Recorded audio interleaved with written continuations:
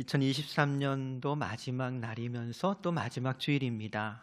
올 한 해까지 여기까지 인도하신 하나님의 은혜 감사를 드립니다. 또 올 한 해 돌아보면 좋은 일도 있었고 또 감사한 일도 있었지요. 또 반대로 후회되는 일도 아마 있을 겁니다. 정신과 전문의 김연남 선생님의 책 생각이 너무 많은 어른들의 심리학이란 책을 보면 그 서문에 이렇게 적었어요. 후회 없는 삶을 살고 싶다면. 이 김연남 선생님이 이 책의 주제를 이렇게 적은 것은 정신과 의사로 진료하면서 그의 진료실을 놓고 한 그 셀 수 없는 환자들의 공통적으로 발견되는 그 정리병리 원인의 가운데 하나가 무엇이었냐면 후회였답니다. 후회 때문에 아파하고 후회하고 싶지 않아서 잠 못 자며 고민하고 다시 또 후회할까 봐 불안해하더라는 거지요. 근데 설령 후회 많은 사람일지라도 혹 불안 가운데 있을지라도 그 모든 것을 회복시키시고 또 역전시키는 것이 있습니다. 바로 그리스도 예수 안에 우리에게 허락하시는 은혜입니다. 은혜가 우리 삶을 고치고 새롭게 합니다. 그 놀라운 은혜가 우리 가운데 함께함을 믿습니다. 예배 가운데 임하시는 주님의 임재 속에서 나를 고치시고 회복하신 은혜를 경험하고 또 후회 없는 인생으로 인도하시는 주님을 만나는 저와 여러분 되기를 바랍니다. 함께 읽은 잠언 29장 15절에 보면 이렇게 이릅니다. 채찍과 꾸지람이 지혜를 주거늘 임의로 행하게 버려둔 자식은 어미를 욕되게 하느니라. 30년도 더 지난 이야기인데요. 제가 대학교 1학년 때 미국에서 막 학위 받고 교수로 임명한 선배 목사님이 있었어요. 그분의 유학생활 이야기 가운데 그 초등학생 아들 말 좀 들으라고 엉덩이 몇 대 좀 때렸답니다. 지나가면서. 근데 그 아들이 학교 가가지고요. 우리 아빠가 나 엉덩이 때렸다고. 그 오후에 담임선생님하고 경찰이 집으로 찾아왔더랍니다. 왜 찾아왔겠어요? 아동학대. 그 이야기 듣고 이야 별난 세상 다 있다 싶었거든요. 근데 지금 우리나라에서도 그렇게 하면 어떻게 돼요? 큰일 난대요. 그렇지요? 그래서 오늘 이 잠언의 말씀 문자 그대로 그냥 적용하면 안 됩니다. 다만 그 문맥의 의미처럼 어미 책망하라는 말씀으로 이해할 수가 있을 거예요. 근데 자녀를 어미 책망하는 부모의 마음은 어떤 마음이겠습니까? 미워가지고 막 그러는 건 아니겠지요. 물론 가끔 아이들 키우다 보면 뭐 미운 3살, 미운 7살 있어요. 그렇지요? 때론 아이들한테 실망할 때도 있습니다만 그렇다고 내 아이인데 포기하겠습니까? 포기할 수 없기 때문에 자녀를 때론 책망하기도 하고 훈계하기도 하는 거지요. 그래서 훈계하고 책망하는 부모의 마음은 변함없습니다. 사랑하기 때문입니다. 17절 말씀 보면 또 이렇게도 말씀하세요. 내 자식을 징계하라. 근데 여러분 이렇게 부모와 자식 간에만 이렇게 책망과 훈계가 있는 것이 아니지요. 사실은 영의 아버지가 되시는 하나님과 우리의 관계도 마찬가지입니다. 그래서 히브리서 12장 6절에 보면 이렇게 적고 있는 걸 볼 수 있어요. 주께서 그 사랑하시는 자를 징계하시고 그가 받아들이시는 이들마다 채찍질하심이라 하였으니 너희가 참으면 징계를 받기 위함이라. 하나님의 아들과 같이 너희를 대우하시나니 어찌 아버지가 징계하지 않는 아들이 있으리요. 징계는 다 받는 것이거늘 너희에게 없으면 사생자요 친아들이 아니니라. 그리고 이렇게 꾸짖는 아버지의 마음, 그 사랑을 알면 소위 뭐가 들었다라고 그래요? 철 들었다라고 그러는데 여러분 철 들었습니까? 철든 사람에게는요 좋은 습관이 있답니다. 좋은 일이 자연스럽게 되어지면 그게 철든 거래요. 그래서 여러분 이 징계한다는 말 속에는요 어떤 의미도 포함되어 있느냐, 좋은 습관을 갖게 한다라는 뜻도 담겨 있습니다. 복음서에 보면 주님께서 붙잡히시던 밤에 제자들이 다 주님을 버리고 도망칩니다. 근데 베드로가 무슨 생각이었는지 주님을 쫓아가지요. 그리고 대제사장의 집에 들어가서 가만히 모닥불을 쪼이면서 상황을 지켜봅니다. 근데 지나가는 사람들마다 베드로를 알아보고 묻는 거예요. 너도 예수랑 한패지? 너도 갈릴리 사람인 거 보니까 그의 제자인 게 분명해. 라고 추궁할 때마다 베드로가 어떻게 했더라고요? 아니라고. 나 예수랑 상관없는 사람이라고. 마지막엔 욕하면서 그냥 난 제자 아니라고 그랬답니다. 그렇게 3번씩 예수님을 부인하고 나니 뭐가 울어요? 네, 주님하고 눈이 마주치고요. 닭이 울더래요. 그제야 닭이 울기 전 내가 3번 나를 부인하리라 하신 주님 말씀이 생각나서 밖에 나가서 심히 통곡했더랍니다. 다른 말로 이야기하면 그제야 베드로가 후회한 거예요. 근데 이야기가 그렇게 끝이 나지 않습니다. 요한복음 보면 베드로는 주님이 부활하셨다는 소식을 듣고도 나는 물고기나 잡으러 간다 하고서는 물고기 잡으러 가는데 혼자 간 것도 아니지요. 다른 동료들, 제자들을 데리고 가버립니다. 다른 말로 좀 이야기하자면 또 도망치는 거예요. 결국 주님께서 베드로를 찾아오십니다. 밤새 수고한 그 제자들을 부르셔서 모닥불 피우고 식사를 준비하시고 피곤하고 지친 제자들을 먹이십니다. 그렇게 주님과 제자들이 모닥불을 사이에 두고 앉았는데 그제야 주님께서 베드로에게 물으십니다. 요한의 아들 시몬아, 내가 나를 사랑하느냐? 그렇게 몇 번을 물으셨더라고요? 3번을 물으셨대요. 왜 예수님께서 베드로에게 3번씩이나 물으셨을까요? 다른 거 아닐 거예요. 울며 후회했지만 베드로가 달라진 것이 없습니다. 울며 후회했지만 여전히 분별력이 없습니다. 기회 있을 때마다 도망칩니다. 이런 베드로를요, 상담 용어를 좀 빌어서 표현하자면 성인 아이예요. 겉모습은 어른인데 하는 짓 보면 여전히 어리고 미숙합니다. 모닥불을 사이에 두고 베드로에게 3번이나 물으신 것은 사실은 일종의 책망과도 같습니다. 그렇게 베드로를 훈계하시고 가르치셔서 결국은 무엇하게 하시려고요? 좋은 습관 갖게 하려고요. 다른 말로 철들게 하려고요. 이후로 도망쳤던 사람이 십자가 지고 주를 따르더랍니다. 물고기나 잡으러 가야 되겠다 하던 사람이 복음을 전하는 사람이 되었습니다. 그리고 훗날 베드로전서 4장 2절에 보면 이렇게 고백합니다. 같이 읽어볼까요? 그 후로는 다시 사람의 정욕을 따르지 않고 하나님의 뜻을 따라 육체의 남은 때를 살게 하려 함이라. 전우가 분명히 다른 사람이 되었지요. 생각해 보세요. 우리 중에 예수 믿으면서 울어보지 않은 사람이 있을까요? 후회 많은 지난날을 돌이키면서 울면서 회개했던 적이 있을 겁니다. 은혜 받았다고 감격해서 울었던 때도 있었을 거예요. 근데 많은 경우 그냥 울었다는 것으로 만족하며 그치고 맙니다. 그리고 얼마의 시간이 지나 겉모습은 어른된 것 같은데 직분도 받았는데 혹은 승진도 하고 돈도 벌었는데 명예도 얻었는데 실상 그 속사람으로는 여전히 아이 같습니다. 그래서 밤새 수고하였으나 얻은 것이 없는 공허한 인생을 살아갑니다. 주님과 동행하는 삶이 여전히 어색하고 부자연스럽습니다. 주님은 내 멍에는 가볍다라고 하셨는데 주님과 함께 멍에를 메는 것이 그저 불편하고 무겁기만 합니다. 오늘 읽은 본문 말씀 20절 보니까 내가 말이 조급한 사람을 보느냐라고 적지요. 말이 조급한 사람이 누구겠습니까? 참지 못하고 견디지 못하는 사람이에요. 쉽게 화를 내고 노하는 사람입니다. 감정의 동요에 흔들리는 사람입니다. 왜요? 여전히 속사람으로 그는 어리고 미숙하기 때문입니다.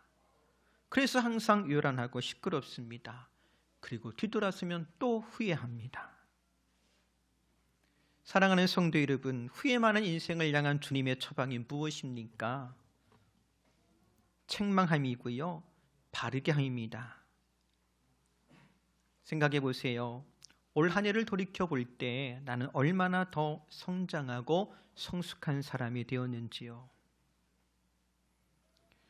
사실 잠언의 말씀 새벽마다 우리가 함께 읽었습니다. 이 잠언의 말씀의 가장 큰 주제가 뭡니까? 들으라는 겁니다. 주의 말씀을 듣고 지도를 받으라는 거예요. 사랑하는 성도 여러분, 주의 말씀을 들으십시오. 그냥 듣지 말고 예루살렘에 와서 경배하고 에디오피아로 돌아갔던 간다게처럼 내가 타고 있는 멋들어진 인생이라는 거창한 수레에서 내려와서 지도받기를 청할 수 있기를 바랍니다. 그리고 후에 대신 중단 없이 영적으로 성장을 이루어가는 저와 여러분 되기를 바랍니다. 새해에도 주님과 함께 멍에를 메고 동행하는 저와 여러분 되기를 소망합니다. 이어 잠언 29장 18절 말씀 보니까 이렇게 이르지요. 같이 읽어볼까요? 묵시가 없으면 백성이 방자히 행하거니와 율법을 지키는 자는 복이 있느니라. 이 묵시라고 하는 단어는 계시 혹은 비전이라는 말로도 번역할 수가 있습니다. 그런데 계시와 비전에 공통점이 있다면 모두 하나님께로부터 오는 거지요. 계시를 통해 하나님은 당신을 드러내시고 비전을 통해 하나님의 계획을 알게 하시고 인도하십니다. 그리고 계시와 비전은 약속의 말씀을 통해서 우리에게 허락되어지는데요. 지혜자는 묵시가 없으면, 비전이 없으면 백성이 방자히 행한다고 경고합니다. 여기 방자하다 혹은 방탕하다는 단어인데요. 본래 이 단어는 출애굽기에 보면 이스라엘 백성들이 금송아지를 만들어 우상 숭배할 때 등장하는 단어입니다. 출애굽기 32장 25절이에요. 모세가 본즉 백성이 방자하니 이는 아론이 그들을 방자하게 하여 원수에게 조롱거리가 되게 하였음이라. 홍해를 건넌 이스라엘 백성들이 시내산에 도착해서 하나님과 언약을 세웁니다. 하나님은 이스라엘의 하나님이 되시고 이스라엘 백성은 하나님을 향하여 제사장의 민족이 되겠다라고 약속했어요. 그리고 모세는 언약을 받기 위해서 시내산에 올라갑니다. 그런데 산에 올라간 모세가 시간이 오래 지나도 내려오지 않자 백성들이 동요합니다. 그리고 아론을 겁박해서 만든 것이 금송아지였습니다. 그 금송아지를 가리켜서 우리를 애굽에서 구원한 하나님이다라고 선언하고 그 앞에서 먹고 마시며 뛰놀았다라고 적고 있는데요. 하나님은 이런 이스라엘 백성들을 가리켜서 부패했다라고 하십니다. 또 목이 뻣뻣한 백성이라고도 하십니다. 도대체 이스라엘 백성이 왜 이렇게 되었을까요? 왜 이스라엘 백성이 이렇게 되었을까 생각해 보건대 그것은 하나님에게 분이 나고 하나님에게 화가 났기 때문에 그럴 겁니다. 홍해를 건널 때만 해도 이스라엘 백성은요, 애굽 군대를 물리치고 해방되었다는 큰 기쁨의 도취가 되어 있었습니다. 그리고 곧 적과 꿀이 흐르는 가나안에 들어갈 것이라는 기대에 부풀어 있었더랍니다. 하지만 막상 광야길에 들어서고 보니까 그들 눈앞에 보이는 것이라곤 끝도 안 보이는 모래와 자갈뿐입니다.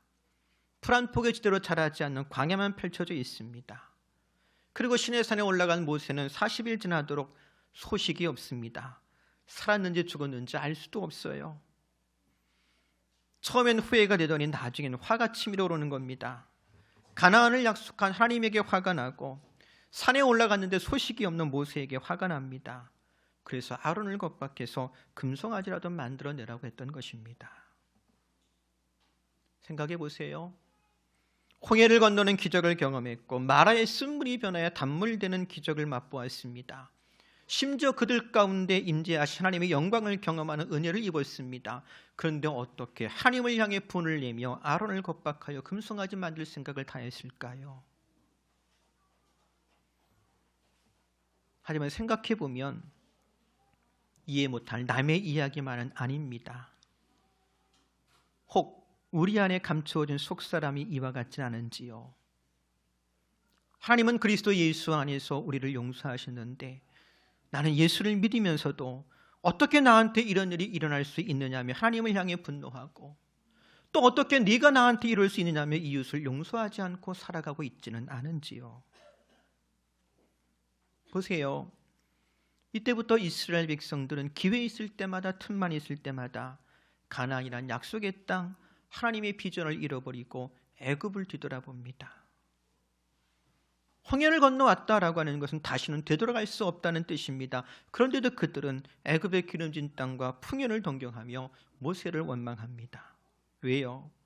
그들은 여전히 하나님을 향해서 화가 났고 모세를 용서할 수가 없었거든요. 사랑하는 성도 여러분, 이스라엘 백성의 이 어리석음을 우리가 반복하지 않기를 바랍니다. 어떻게 해요? 정말 말도 안 되는 소리 같지만 하나님을 용서하십시오. 그리고 이웃을 사랑하십시오. 하나님을 용서하고 이웃을 사랑해야 비로소 광야 같은 세상에서 우리를 먹이시는 하나님의 만나를 취할 수가 있습니다. 다시 말하면 그제야 주의 말씀이 들릴 겁니다. 하나님을 용서하고 이웃을 사랑할 때 반석에서 나오는 생수를 마실 수가 있을 겁니다. 다시 말하면 그리스도 예수의 은혜로 사는 법을 알게 될 겁니다. 하나님 용서하고 이웃을 사랑하십시오.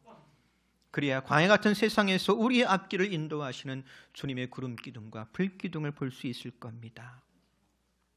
다른 말로 하면 과거에 발목 잡히지 아니하고 앞으로 나아갈 수가 있을 겁니다. 빌립보서 3장 13절 이하에 보면 이렇게 적지요. 형제들아, 나는 아직 내가 잡은 줄로 여기지 아니하고 오직 한 일, 즉 뒤에 있는 것은 잊어버리고 앞에 있는 것을 잡으려고 표대를 향하여 그리스도 예수 안에서 하나님이 위에서 부르신 부름의 상을 위하여 달려가노라. 앞에서 소개한 생각이 너무 많은 어른들을 위한 심리학의 그 책의 저자인 정신과 전문의 김연아 선생님은요, 42살에 불치병인 파킨슨병 진단을 받습니다. 남의 일이지만 한번 생각해 보세요. 국립병원에 잘 나가는 정신과 전문의가 고작 42살에 파킨슨병이라니. 이제까지 내가 딸로, 아내로, 며느리로, 두 남매의 엄마로, 그리고 의사로, 교수로 살아온 대가가 고작 이것뿐인가 하는 충격과 더불어서 감당할 수 없는 분노가 치밀어 오르더랍니다. 그 분노 때문에 하루하루 살면 너무나도 고통스럽고 아무것도 할 수 없더래요. 그렇게 자포자기하듯 누워있다가 문득 자신의 진료실로 찾아왔던 환자들에게 자기가 해준 말이 생각이 나더래요. 환자들에게 가장 많이 해준 말이 무엇이냐? 그렇게 걱정한다고 문제가 해결될까요? 바꿀 수 없는 것은 받아들이고 바꿀 수 있는 것들에 집중하세요 라는 말이었더랍니다. 오늘 우리도 마찬가지입니다.